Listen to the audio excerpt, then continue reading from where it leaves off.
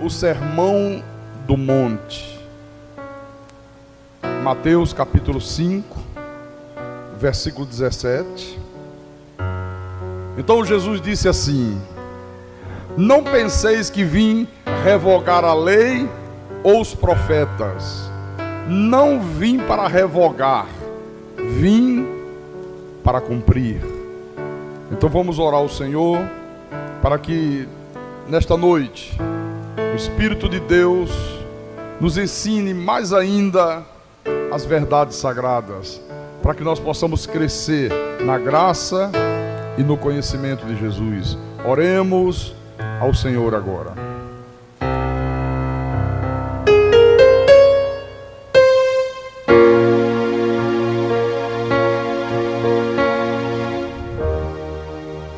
Ah, Senhor Jesus Cristo, nosso Deus e nosso Pai, como é importante, meu Deus, nós conhecermos a verdade. É tão importante que o Senhor disse que só a verdade nos liberta. E quando nós não conhecemos a verdade, vivemos escravos do pecado, do medo, vivemos escravos de homens perversos e maus, que manipulam as pessoas, que tiram proveito da boa fé do teu povo, que fazem comércio com o teu povo. Quando não se tem conhecimento da verdade, o teu povo é destruído. O Senhor mesmo disse isso, meu Pai. Por isso que nós te damos graça, meu Deus, pelo privilégio que nós temos tido de conhecer a tua palavra com verdade, de mergulhar fundo no conhecimento de Deus. Aqui nesta igreja não há ninguém manipulado, aqui não se tem doutrinas de homens, aqui não se faz comércio com o povo de Deus, aqui não se mercadeja a palavra, aqui não se tem vãs filosofias, aqui tem a tua palavra pregada com verdade. E somente assim, meu Deus, o teu povo pode conhecer o Senhor da maneira que o Senhor quer ser conhecido. Um Deus bom, um Deus soberano, um Deus que é Senhor dos céus e da terra, um Deus que é o Todo-Poderoso, que detém nas suas mãos todo o poder, toda a autoridade, um Deus que nos salvou totalmente. Ah, meu Jesus, que nessa noite, meu Senhor, nós possamos aprender um pouco mais de Ti. Então fala a Tua igreja, ensina o Teu povo, ó Espírito Santo, para que o Senhor venha a ser glorificado através das nossas próprias vidas.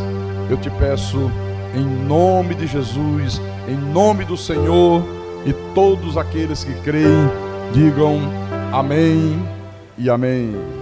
Então, meus irmãos, amado de Deus, Igreja Santa de Jesus, veja que Jesus disse: não penseis que vim revogar a lei ou os profetas.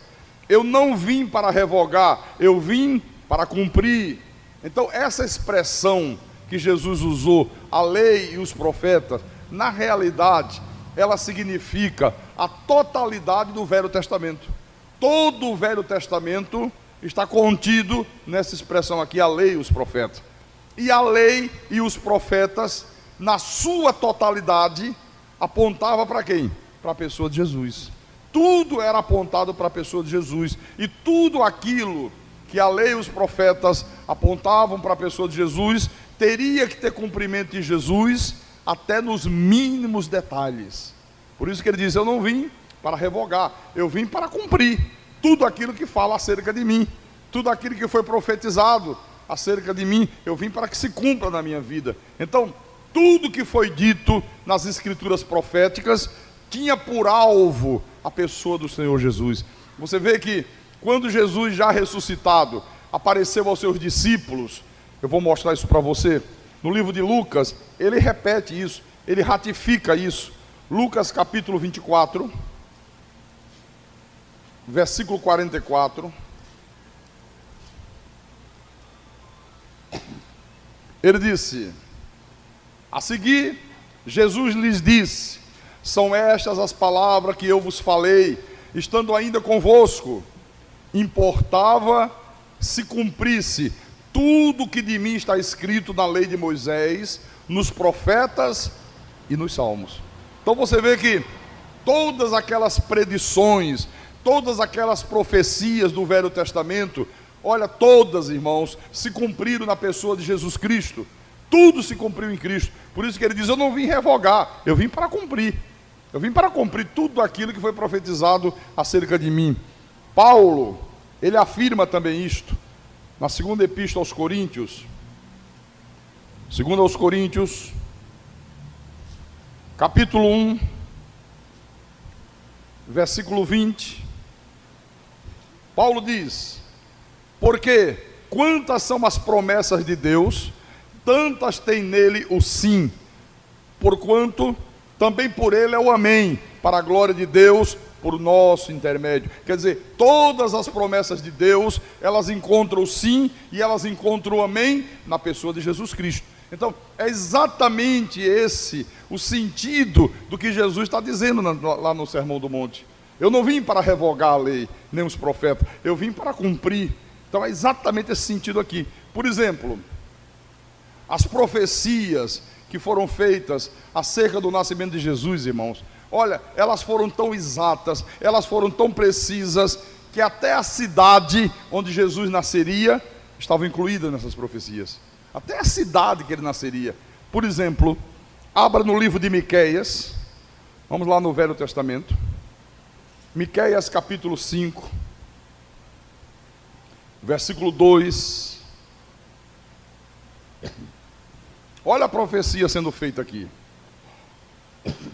E diz: e tu, Belém Efrata, pequena demais para figurar como o grupo de milhares de Judá, de ti me sairá o que há de reinar em Israel, e cujas origens são desde os tempos antigos, desde os dias da eternidade.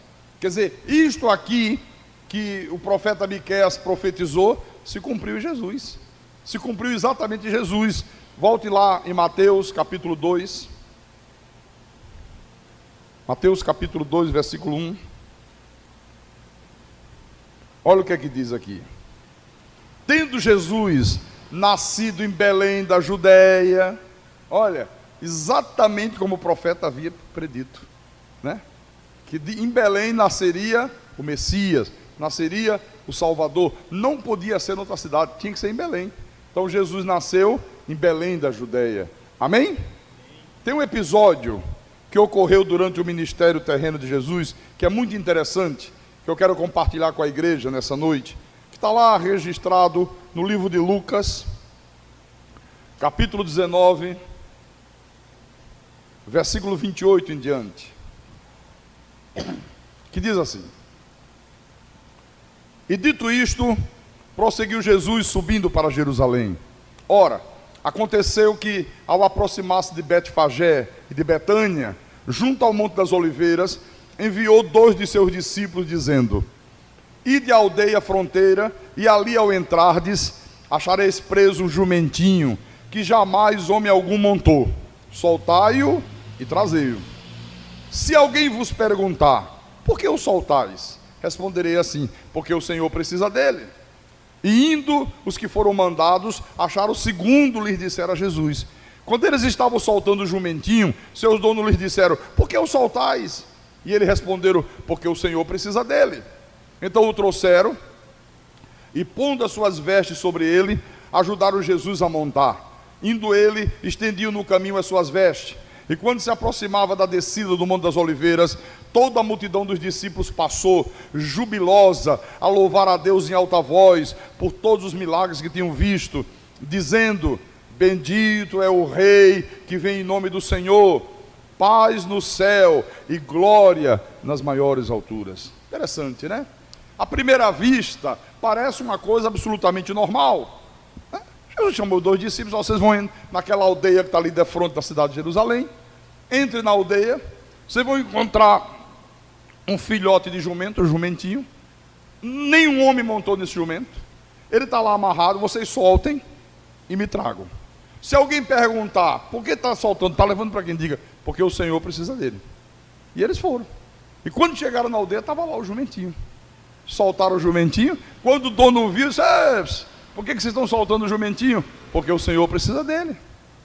Trouxeram o jumento, colocaram as suas vestes no jumento, Jesus montou no jumento e entrou na cidade de Jerusalém. Então parece uma coisa absolutamente normal, né? Mas na realidade, irmão, todo esse episódio aqui estava acontecendo para se cumprir aquilo que havia sido dito pelos profetas lá no Velho Testamento. Por isso que Jesus disse: eu não vim revogar, eu vim cumprir. Abra no livro do profeta Zacarias. Vamos lá. Zacarias capítulo 9, versículo 9. Diz assim: todos acharam? Alegra-te muito, ó filha de Sião, exulta, ó filha de Jerusalém, eis aí te veio o teu rei, justo e salvador, humilde, montado em jumento, num jumentinho, cria de jumento. Interessante, né? Olha, já tinha sido profetizado pelas escrituras proféticas. Por isso que ele disse: eu não vim revogar isso, eu vim cumprir. Tudo que foi profetizado, tudo que foi dito no Velho Testamento apontava para a pessoa de Jesus. Tudo se cumpriu na pessoa de Jesus, até nos mínimos detalhes. Veja, esse mesmo profeta Zacarias aqui, ele profetizou que Jesus seria traído por 30 moedas de prata. Já estava profetizado isso. Deus já tinha falado através desse profeta no capítulo 11 de Zacarias. Só você virar uma página à frente. Zacarias capítulo 11, versículo 12. Eu lhes disse: se vos parece bem, dai-me o meu salário, e se não, deixai-o. Pesaram, pois, por meu salário 30 moedas de prata. Isso era uma profecia. Só ele será, né, aquilatado, ele será avaliado por 30 moedas de prata. Por que não podia ser 29? Por que não podia ser 40? Porque Deus havia decretado: olha, vão avaliar por ele 30 moedas de prata. Vamos ver isso se cumprindo. Abre Mateus, capítulo 26, versículo 15. Versículo 14 e 15. Diz assim: então um dos 12, chamado Judas Iscariotes, indo ter com os principais sacerdotes, propôs: que me quereis dar, e eu vou-lo entregarei. O que vocês me dão se eu entregar a vocês Jesus? Se eu disser quem é ele? Se eu levar vocês até ele para que vocês o prendam? O que vocês me dão em troca disso? Né? Olha o que eles disseram. E pagaram-lhe 30 moedas de prata. Você vê, sem saber, aqueles homens estavam fazendo exatamente o que Deus profetizou que ia acontecer. Olha como Deus está no controle de tudo, irmãos. Deus está no controle de tudo. Diga para o teu irmão aí: Deus está no controle de tudo, meu irmão. Diga: Deus está no controle de tudo. Isso é para você ter tranquilidade. Isso é para você viver tua vida em paz. Isso é para você saber que você não está nesse mundo vivendo uma aventura cega. Você não tem que ter medo de nada. Você tem que andar tranquilo pelas ruas de manhã, de tarde, de noite, de madrugada, porque Deus está no controle. Não cai uma única folha da árvore sem que Deus permita que caia. Não cai um fio de cabelo nosso sem que Deus permita que caia. Deus está no controle de todas as coisas. Amém? Nesse mesmo capítulo 26, Mateus, ele faz uma narrativa do momento que Jesus foi preso, né, no jardim do Getsemane, e ele diz algo precioso que Jesus falou naquele momento. Veja lá no versículo 51, mesmo capítulo 26, versículo 51 em diante. Diz assim: e eis que um dos que estavam com Jesus, estendendo a mão, sacou da espada, e golpeando o servo do sumo sacerdote, cortou-lhe a orelha. Então Jesus lhe disse: embainha a tua espada, pois todos os que lançam mão da espada, a espada perecerão. Acaso pensas que não posso rogar a meu Pai, e ele me mandaria neste momento mais de 12 legiões de anjos? Como, pois, se cumpririam as escrituras, segundo as quais assim deve suceder? Quer dizer, Jesus estava dizendo aqui que tudo aquilo que estava ocorrendo era para que as escrituras proféticas se cumprissem. Esse: guarda a tua espada, rapaz. Você pensa que se eu quisesse, eu não rogaria a meu Pai agora, e Ele me mandaria nesse momento aqui 12 legiões de anjos e me salvaria desse soldadozinho aí? Você pensa que não poderia acontecer isso? Mas se eu fizesse isso, Jesus perguntou, como é que iam se cumprir as escrituras proféticas? Como é que as escrituras que diziam que eu ia ser preso, que eu ia ser traído, que eu ia ser vendido por 30 moedas, como é que elas iriam se cumprir? Então tudo aquilo estava ocorrendo para que se cumprisse o que fora dito pela lei e pelos profetas, amém?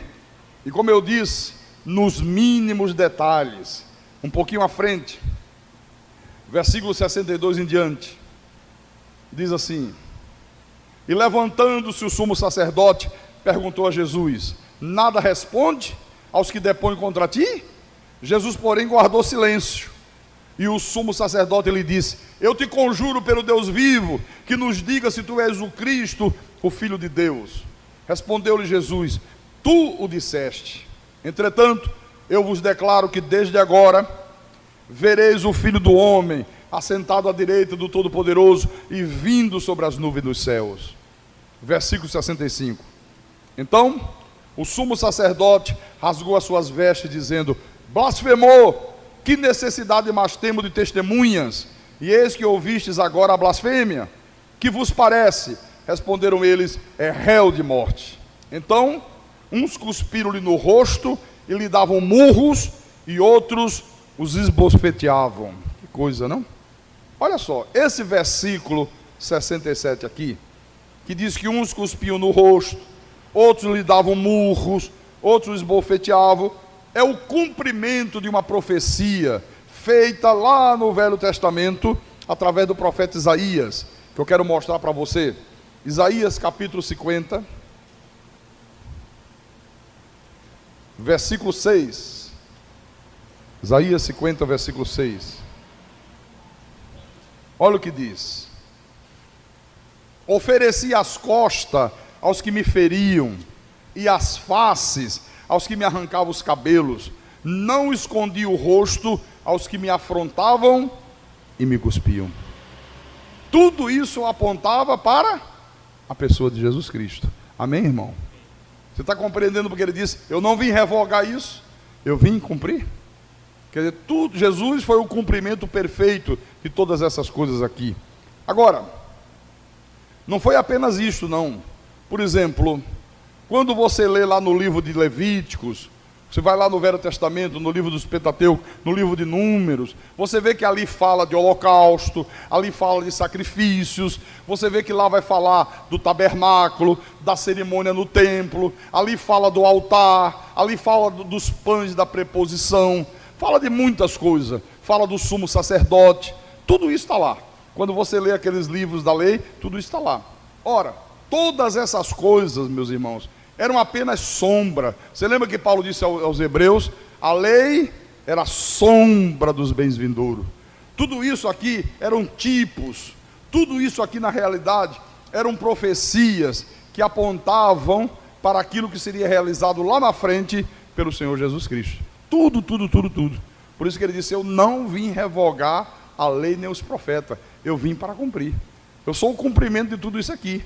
Então, de fato, Jesus cumpriu literalmente cada um desses tipos que você encontra lá nas escrituras proféticas. Então a verdade inquestionável da Bíblia Sagrada é que mediante a sua morte, mediante tudo aquilo que ele fez, Jesus é o cumprimento total, Jesus é o cumprimento completo, Jesus é o cumprimento absoluto de todos esses tipos, do holocausto, do altar, dos pães da preposição, dos sumos sacerdotes. Jesus é o cumprimento total de todas essas coisas. Ele é o sumo sacerdote perfeito, diga graças a Deus. Ele é o sacrifício definitivo, ele é o holocausto. E através do seu sangue, ele fez com que todo aquele cerimonial da lei tivesse cumprimento na pessoa dele. Tudo aquilo que se fazia na lei cerimonial, mata animal, derrama sangue, e asperge sangue sobre o altar do propiciatório, sabe, tudo aquilo se cumpriu em Jesus. Ele foi o cumprimento total e definitivo disso aqui. Lá em Hebreus, capítulo 10, versículo 1, Olha o que diz. Ora, visto que a lei tem sombra dos bem-vindouros, não a imagem real das coisas, nunca jamais pode tornar perfeitos os ofertantes com os mesmos sacrifícios que ano após ano, perpetuamente, eles oferecem. Quer dizer que todo aquele sistema cerimonial da lei não aperfeiçoava ninguém. Por isso que os sacrifícios, Paulo está dizendo aqui, tinham que ser repetidos perpetuamente, não podia parar nunca. Só que Jesus, meus irmãos, ele foi o sacrifício perfeito, ele foi o sacrifício único, ele foi o sacrifício definitivo que nos aperfeiçoou para sempre. Todos os sacrifícios da lei não aperfeiçoavam ninguém. Por isso tinha que se fazer ano após ano, repetir a mesma coisa, a mesma coisa. E se Jesus não tivesse vindo, se Jesus não tivesse sido sacrificado em favor das nossas vidas, até hoje estariam sendo feitos aqueles sacrifícios da lei. Mas quando Jesus foi oferecido como sacrifício de Deus em favor do seu povo, então ele nos aperfeiçoou para sempre, diga para sempre. Hebreus capítulo 10, versículo 11 em diante. Ele diz: ora, todo sacerdote se apresenta dia após dia a exercer o serviço sagrado e a oferecer muitas vezes os mesmos sacrifícios que nunca jamais podem remover pecado. Está falando do que acontecia na lei, né? Jesus, porém, tendo oferecido para sempre um único sacrifício pelos pecados, assentou-se à destra de Deus, na sua manifestação plena de poder e glória, né? Aguardando daí em diante, até que os seus inimigos sejam postos por estrado dos seus pés. Versículo 14. Porque com uma única oferta aperfeiçoou até o dia que a mulher depilha as pernas. Aí perdeu a perfeição. Até o dia que faça chá de panela. Ai, meu Jesus amado. Como é possível isso, hein? Vocês ouviram o programa de rádio hoje?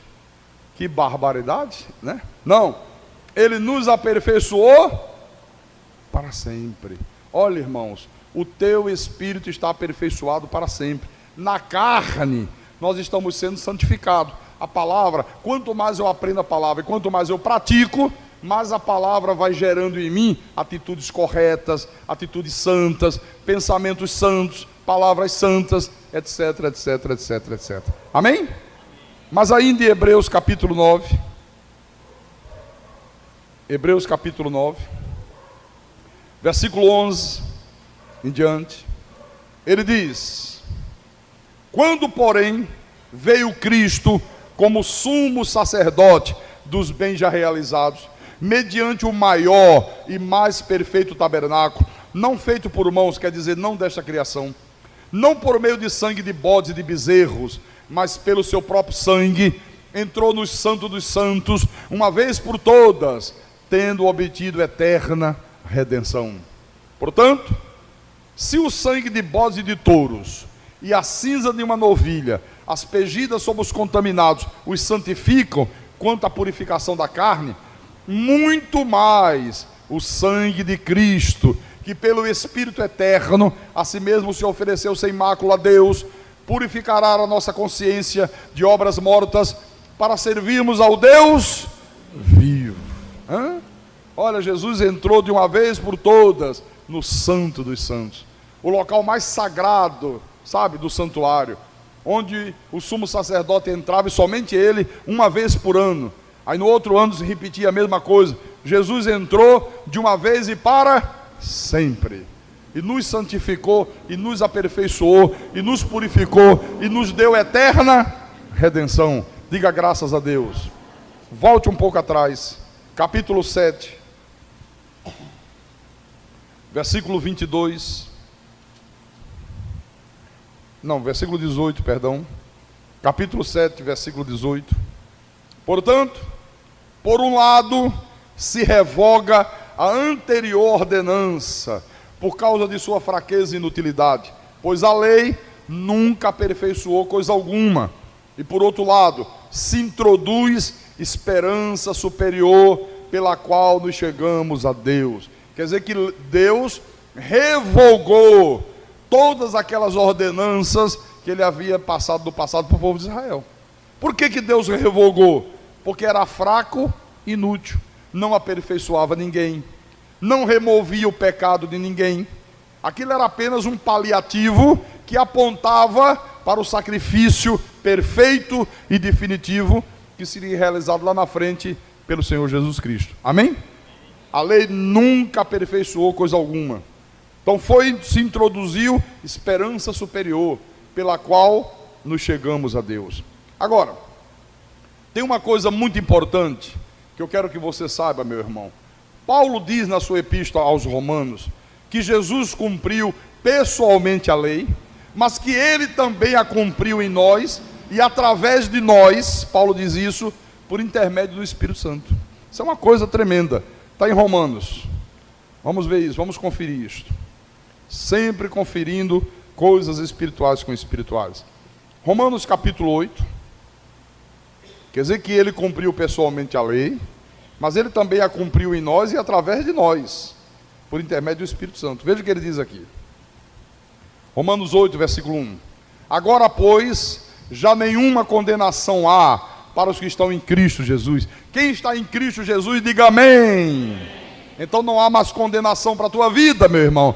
Diga para o irmão aí, nenhuma condenação há. Nenhuma condenação há. Aleluia. Porque a lei do Espírito da vida em Cristo Jesus te livrou da lei, do pecado e da morte. Porquanto o que fora impossível à lei, no que estava enferma pela carne, isso fez Deus, enviando o seu próprio Filho, em semelhança de carne pecaminosa, e no tocante ao pecado, e com efeito condenou Deus na carne o pecado, a fim de que o preceito da lei se cumprisse em nós, que não andamos segundo a carne, mas segundo o Espírito. Então, Jesus foi o cumprimento de tudo aquilo que as profecias diziam a respeito dele. Jesus cumpriu, meus irmãos, de uma forma completa, de uma forma absoluta, de uma forma definitiva, de uma forma perfeita, tudo aquilo que a lei exigia, todas aquelas exigências da lei cerimonial se cumpriram em Cristo Jesus. Eu vou mostrar isso em 12 versículos para você. Venha em Mateus outra vez, capítulo 11, versículo 13. Olha o que diz aqui. Isso é tremendo. Porque todos os profetas, todos, e a lei profetizaram até João. Deixa eu explicar. Até João Batista, todos os profetas e a própria lei só poderiam falar sobre o Messias, sobre o reino de Deus, como uma coisa futura, como algo que iria acontecer lá na frente. Todos eles só podiam falar dessa maneira, não é? Agora, a partir de João Batista, aí a coisa já não era mais futura, já era presente. João Batista podia, com um simples gesto, apontar o dedo e dizer para todo o povo: lá está o Messias, aquele lá é o Salvador do mundo, aquele lá é o que nós esperamos durante tanto tempo, ele está aqui, é ele, aquilo ali. Já não era mais futuro, agora era presente. Todo o povo podia ver o Cristo. Amém? Esse é um versículo. Em Romanos capítulo 10, versículo 4. Romanos 10, 4. Paulo diz: porque o fim da lei é Cristo, para a justiça de todo aquele que crê. Quer dizer, onde termina a lei, Cristo começa.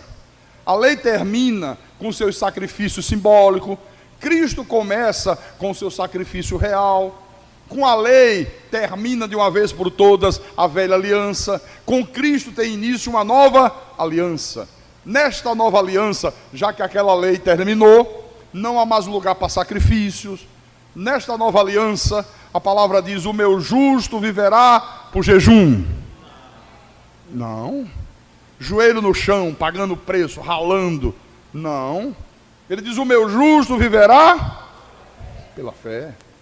Não mais sacrifício, não mais holocaustos, não mais pagando preço, porque Jesus já pagou todo o preço. Agora o justo vive pela fé naquilo que realizou. Ele crê que Jesus, com o único sacrifício, ele aperfeiçoou para sempre. Ele crê que na cruz do Calvário ele nos deu eterna redenção. Ele crê que na cruz ele carregou com os nossos pecados, com as nossas dores, com as nossas doenças, né?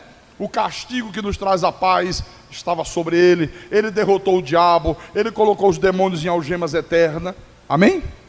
Nós vivemos pela fé nisso aí. Nós cremos, sabe, de uma maneira absoluta nessas verdades da Bíblia. Não duvidamos disso aí de maneira nenhuma. Agora, no que diz respeito ao aspecto moral e espiritual da lei, aí a coisa é diferente. Até agora nós falamos da lei no seu aspecto cerimonial. Mas existe a lei no seu aspecto moral, no seu aspecto espiritual, porque a lei moral, irmãos, a lei espiritual de Deus não muda nunca. E ela não se destinava apenas à nação de Israel. A lei moral de Deus, ela é eterna e ela se destina para quem? Para todos aqueles que o Senhor Deus chamar. Amém? Vamos entender isso. Abra em Marcos. Amarás, pois, o Senhor teu Deus de todo o teu coração, de toda a tua alma, de todo o teu entendimento e de toda a tua força. Isso aqui é uma coisa permanente. Isso aqui não foi feito apenas para os judeus. Não, isso aqui é um mandamento de Deus para ser cumprido, para ser obedecido, para ser vivido por todos aqueles que o Senhor Deus chamar, não só dentre os judeus, como Paulo diz, mas também dentre os gentios. Todos os eleitos, todos os predestinados de Deus têm que cumprir isso aqui. Isso aqui é um mandamento eterno. Deus jamais revogaria isso. Versículo 31. O segundo é: amarás o teu próximo como a ti mesmo. Não há outro mandamento maior do que este. Olha, isto aqui é eterno. Isso aqui vai estar em vigor até o final dos tempos, irmão. Até nós recebermos a perfeição. Até nós recebermos um corpo glorificado, isso aqui vai estar em vigor. Então, a lei moral de Deus, ela está toda reeditada no Evangelho da graça de Deus. Tudo aquilo que fazia parte da lei moral, quando você vê o Evangelho da graça, tudo aquilo foi reeditado dentro do Evangelho da graça de Deus. Por isso que lá em João, abra no livro de João, capítulo 14, olha o que Jesus falou aqui. João capítulo 14, versículo 21. Ele diz: aquele que tem os meus mandamentos e os guarda, esse é o que me ama. Olha, quer dizer que quem ama Jesus não é quem anda com a Bíblia desse tamanho debaixo do braço. Quem ama Jesus não é aquela pessoa que canta, que levanta a mão e diz: aleluia, Jesus, eu te amo. Isso é muito fácil de dizer, né? Oh, como ele ama Jesus. Por que ele ama? Olha lá, está dizendo que ama. Olha como canta. Olha o tamanho da Bíblia que ele carrega quando vai para a igreja. Viu? Não.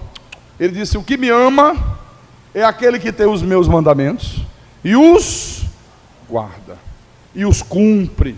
Jesus disse: esse é o que me ama. E aquele que me ama será amado por meu Pai, e eu também o amarei e me manifestarei a ele. Agora, voltando lá em Mateus capítulo 5, versículo 19.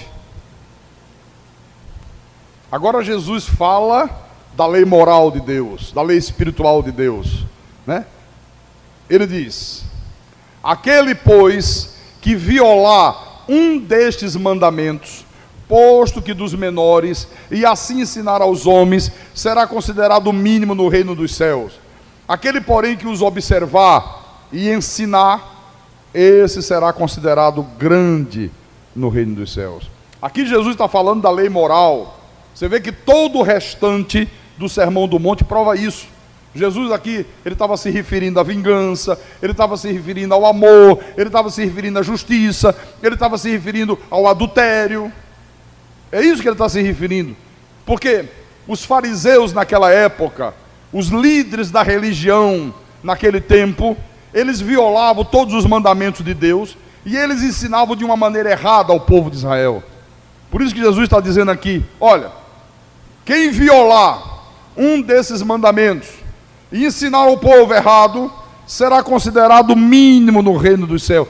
Essa expressão, será considerado mínimo, na verdade significa, será considerado como sem nenhuma importância no reino dos céus, até porque não faz parte do reino. Olha, será considerado mínimo. Agora, veja o outro lado da medalha. Aquele, porém, que os observar e ensinar, esse será considerado grande no reino dos céus. Esse terá uma importância, sabe, tremenda no reino dos céus. E é interessante notar que no capítulo 7 de Mateus, Jesus dá uma ênfase ainda maior a esse aspecto da obediência aos mandamentos. Veja capítulo 7 de Mateus, versículo 21. Olha que coisa tremenda isso aqui. Ele diz: nem todo que me diz, Senhor, Senhor, entrará no reino dos céus, mas aquele que faz vigília toda sexta-feira, de 11 da noite até de manhã. Não? Ah, desculpa. Não, desculpa. Aquele que não for à praia, aquele que jogar a televisão fora, aquela mulher que não cortar mais o cabelo. Não, ele não falou essas imbecilidades. Ele disse, mas aquele que faz a vontade de meu Pai que está nos céus. Quer dizer que Jesus está dizendo aqui que só vai entrar no reino dos céus, só tem direito a entrar no reino dos céus quem? Aquele que faz a vontade do meu Pai. Ele disse, esta é a condição, sabe, sine qua non para se entrar no reino dos céus. Agora a pergunta é, qual é a vontade do Pai? Que vontade é esta? Ele disse, olha, só entrará aquele que faz a vontade do meu Pai que está nos céus. Qual é a vontade do Pai? Tudo aquilo que está contido na lei moral de Deus. Esta é a vontade de Deus, que Ele quer que todos nós a cumpramos, que todos nós a obedeçamos. Por exemplo, qual é a vontade do Pai?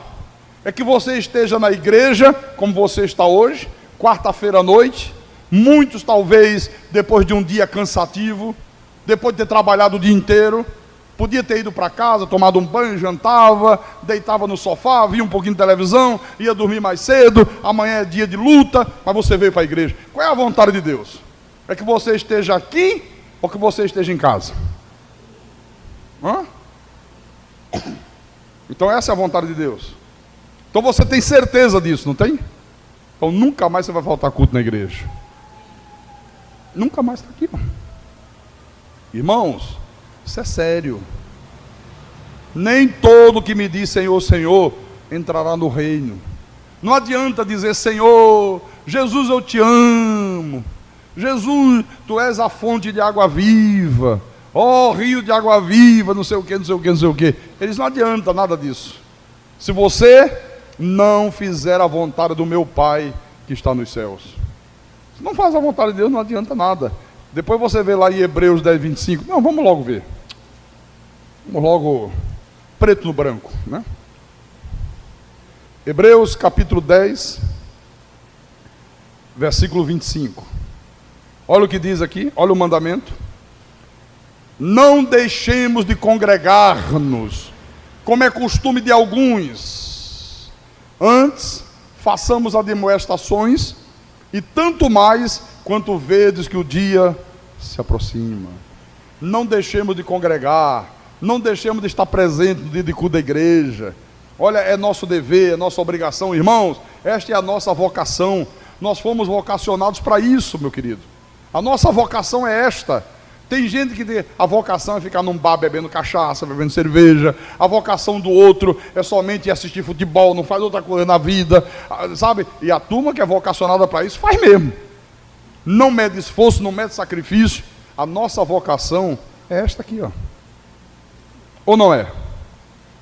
É ou não é? É. Qual é a vontade do Pai? Que você dê ofertas generosas ou que você seja uma pessoa avarenta? Que você se preocupe com as necessidades da igreja e supra essas necessidades, ou que você fique indiferente? Qual é a vontade de Deus para isso? Vamos ver aqui na Bíblia, né? Abra 2 aos Coríntios, capítulo 9, versículo 5. O apóstolo São Paulo diz assim, aos crentes da igreja dos Coríntios, já naquela época: portanto, julguei conveniente recomendar aos irmãos que me precedessem entre vós e preparasse de antemão a vossa dádiva, a vossa oferta, já anunciada, para que esteja pronta como expressão de generosidade e não de avareza. Paulo disse: olha, eu mandei alguns irmãos na frente, para já exortar vocês, para que vocês preparem a oferta de vocês, para que quando eu chegue aí, a oferta de vocês já esteja pronta, e ela seja para Deus, ela expresse para Deus a tua generosidade e não a tua avareza, para que você não seja mesquinho, para que você não dê as sobras para Deus, para que você não trate Deus como mendigo. Olha, as nossas ofertas, irmãos, essa é a vontade de Deus aqui, é que nós sempre possamos dar para Deus ofertas generosas.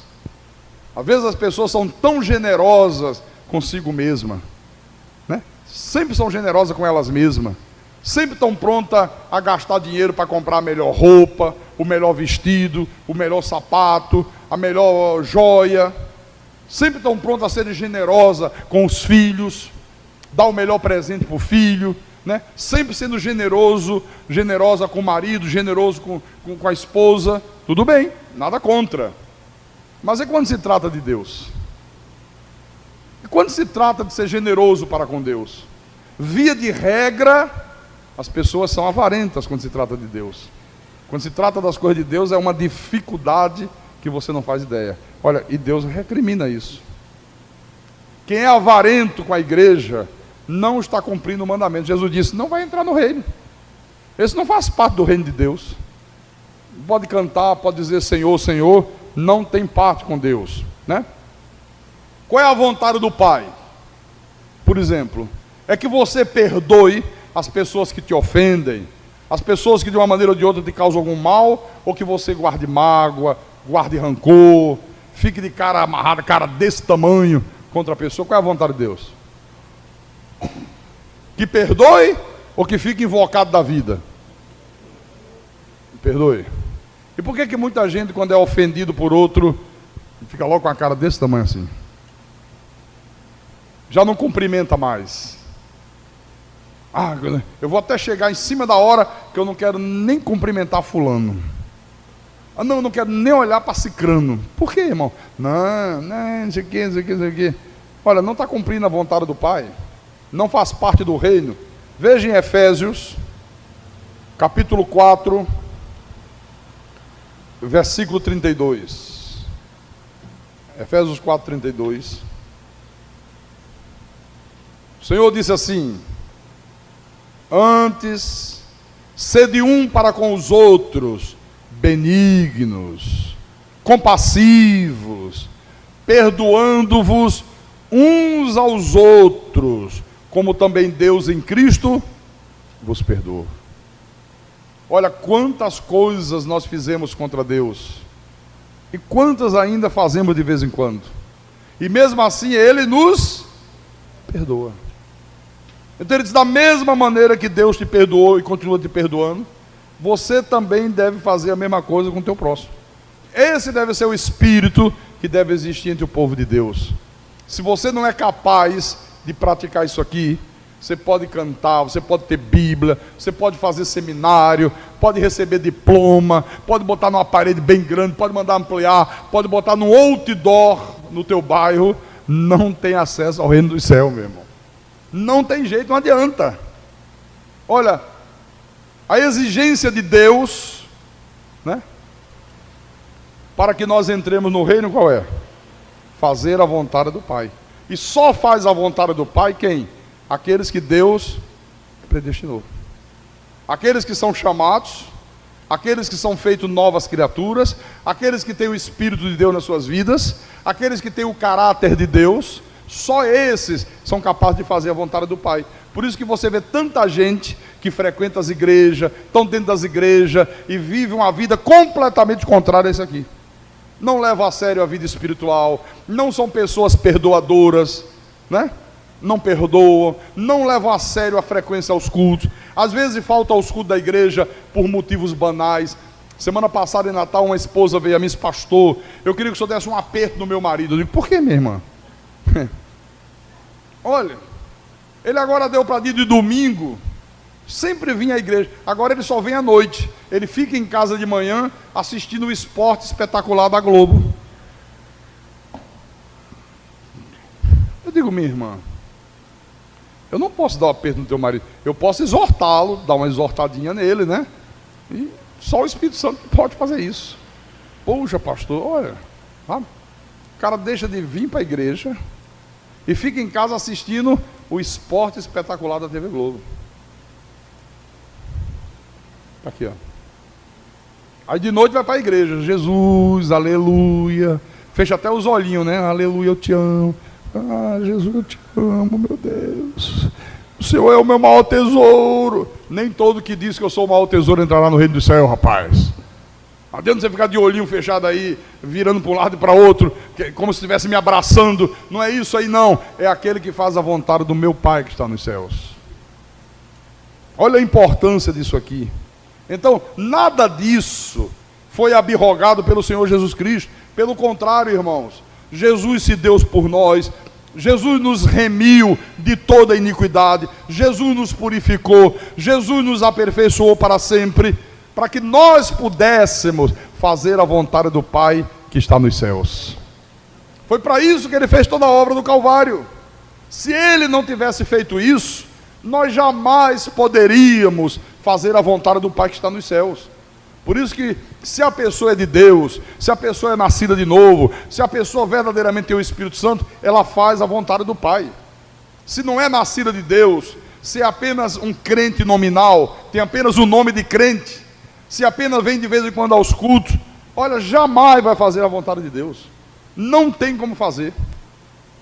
Por isso que ele fez tudo isso em nosso favor, viu? Para que nós pudéssemos fazer a vontade do Pai. Porque pela nossa própria carne, jamais poderíamos. Amém, meus irmãos? E para a gente terminar, por hoje, em Tito, capítulo 2, versículo 14. Olha como ele diz aqui. Vamos ler o 13 também. Aguardando a bendita esperança e a manifestação da glória do nosso grande Deus e Salvador, Cristo Jesus, o qual a si mesmo se deu por nós, a fim de remir-nos de toda iniquidade e purificar para si mesmo um povo exclusivamente seu, zeloso de boas obras. Aleluia. Olha, ele se deu por nós, a fim de quê? A fim de nos remir de toda iniquidade, a fim de nos lavar, a fim de nos purificar de todo pecado, de todo erro, de tudo aquilo que era iniquidade, e purificar para ele mesmo um povo exclusivamente seu. Olha, você é exclusivamente de Deus. Você não é de Deus e do diabo. E os pastores ficam dizendo que o povo de Deus pode ser de Deus e pode ser do diabo. Não. O que ele fez na cruz foi para que nós fôssemos um povo exclusivamente seu, zeloso de boas obras. Nós somos zelosos de boas obras. E são as nossas boas obras que fazem com que os homens vejam, né, as tuas atitudes corretas, o teu procedimento digno, as tuas atitudes santas, e eles glorifiquem o nosso Pai que está no céu. Deus é glorificado, irmãos, quando os homens veem as nossas boas obras, o nosso comportamento correto. Olha, e isso E isso é dentro da igreja. Isto é no teu trabalho. Isto é quando você está no teu horário de lazer, vai a uma praia. Pode ir, mas tem que ter um comportamento digno. Sabe, tem que ter uma postura correta. Tem que ter atitudes corretas. Isso é na tua hora de lazer. Sabe? Vai jogar um futebol com os amigos, homens, né? Não é porque está na hora do futebol, no lazer, aí é a lei do vale tudo, e palavrão para cá, e palavrão para lá, e dá mãozada na cara do outro. Não. Quem é de Deus não age assim. Viu? Ele é zeloso de boas obras. Isso é no teu relacionamento com a família, é no teu relacionamento com os teus filhos, é no teu relacionamento com o teu pai, você que é filho, do marido com a esposa, da esposa com o marido, do pastor com as ovelhas, das ovelhas com o pastor. Em todas as áreas tem que ser um povo zeloso de boas obras. Zeloso de boas obras. As pessoas têm que olhar para você e dizer: poxa, que coisa, hein? Esse homem só tem atitudes corretas. O vizinho do irmão Yuri tem que olhar para ele assim e dizer: poxa, tem alguma coisa diferente nesse irmão aí. Olha, ele, uma conduta ilibada. A gente não vê ele brigando com a mulher, os gritos, palavrão, e tapa para lá, e tapa para cá, e soco na mesa. Toda a turma aqui faz isso. Ele não vê isso na casa dele. Por que será isso, hein? Olha, ele não passa cheque sem fundo. Ele não rouba a energia da Coelce, né? É. Não faz gato, nem gatinho, né? Puxa, por que será que ele é assim? Ou a turma está ali, fim de semana, cachaça para lá, cachaça para cá e cerveja. Ele não está nesse meio. Por que será? Por que será? Aí vai descobrir que é um cristão, que é um filho de Deus. Zeloso de boas obras. Aí Deus é glorificado. Poxa, só Deus mesmo, hein? Para no meio de um mundo tão perverso, fazer pessoas assim. Olha, ele é ofendido, ele não parte para o revide, ele não ofende, ele não parte para a violência, ele é manso, ele é pacificador. Olha aquela lá, olha como ela é uma excelente esposa, olha como ela respeita o marido. A outra dali, ó, o marido fala uma coisa, ela parte para cima dele, pega o rolo de macarrão e dá-lhe na cabeça, e diz que quem manda é ela. Que coisa horrível. Essa aqui não, olha a atitude dela. Olha que mulher equilibrada. Olha como ela respeita o marido. Você está compreendendo? Zeloso de boas obras. Zeloso de boas obras. Irmão, isso vale para todas as áreas das nossas vidas. Amém? Se não for assim, está enganando a si mesmo. Não entrará no reino dos céus. Não entrará. Não adianta ter Bíblia, não adianta assistir culto, não adianta cantar hino, não adianta pregar a palavra, se for um pregador, se for um diácono, um ministro. Não adianta evangelizar, sair por aí evangelizando Deus e o mundo, se não for zeloso de boas obras, se não cumprir a vontade do Pai. É o joio no meio do trigo. E é por isso que o evangelho da graça de Deus é tão rejeitado pelo sistema religioso aí fora, porque ele define a questão. Aí fora é como aquele ditado que diz: à noite todos os gatos são pardos. É tudo igual. A graça de Deus é um holofote. Acende na escuridão. Quem está vestido, está vestido. Quem está nu, está nu. Acabou a história. Quem está nu vai aparecer nu. Não tem como se esconder. Quem está vestido, está vestido. Por isso que eles temem tanto a graça de Deus. Porque na graça de Deus não dá para dissimular. Na graça de Deus você identifica logo quem é de Deus, quem é do diabo. Quem está fingindo, quem não está fingindo. Quem está se dizendo crente apenas da boca para fora e quem é crente de fato e de verdade. E eles não querem isso. Eles querem um sistema onde todo mundo seja visto como de Deus. Pode viver a vida errada que for, pode ter as atitudes erradas que tiver, mas se batizou nas águas, se não vai à praia, se não corta o cabelo, se usa um vestidão, é de Deus. Não é isso que a Bíblia diz. As exigências de Deus são muito mais profundas do que essas. E eu termino dizendo: quem tem ouvidos, ouça o que o Espírito de Jesus falou à igreja nessa noite. Em nome do Senhor e para a glória do Todo-Poderoso. Louvado seja o nome do Senhor Jesus Cristo. Aleluia. Oh, Jesus. Vamos ficar de pé. Toda a igreja, fecha os teus olhos. Eleva o teu pensamento a Deus.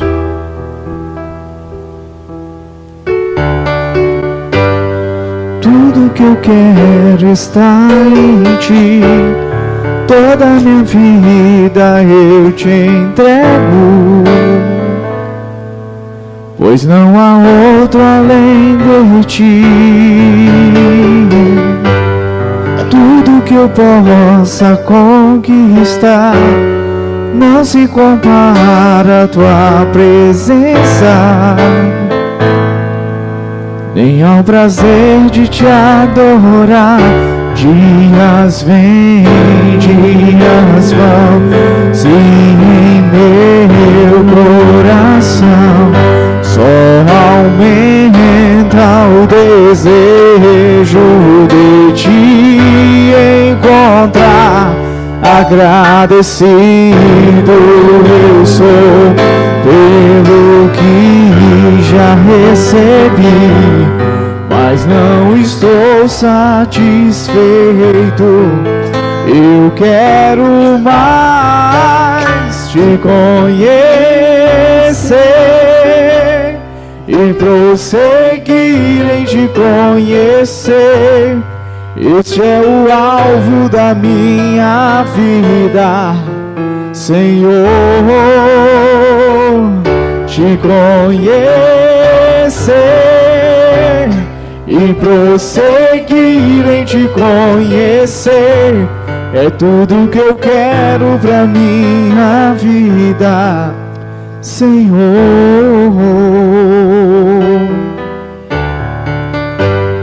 Tudo que eu quero está em Ti. Toda a minha vida eu Te entrego, pois não há outro além de Ti. Tudo que eu possa conquistar não se compara à Tua presença, nem ao prazer de Te adorar. Dias vêm, dias vão, se em meu coração só aumenta o desejo de Te encontrar. Agradecido eu sou pelo que já recebi, mas não estou satisfeito. Eu quero mais Te conhecer e prosseguir em Te conhecer. Este é o alvo da minha vida, Senhor. Te conhecer e prosseguir em Te conhecer é tudo que eu quero pra minha vida, Senhor. Eu quero Te ver como nunca Te vi, tocar-Te, sentir Tuas mãos me tocar. Podes fazer em mim o que tens que fazer. Quero ser segundo Teu coração. Te conhecer e prosseguir em Te conhecer. Este é o alvo da minha vida, Senhor. Te conhecer e prosseguir em te conhecer. É tudo que eu quero pra minha vida, Senhor. Ah, Senhor Jesus Cristo, nosso Deus e nosso Pai.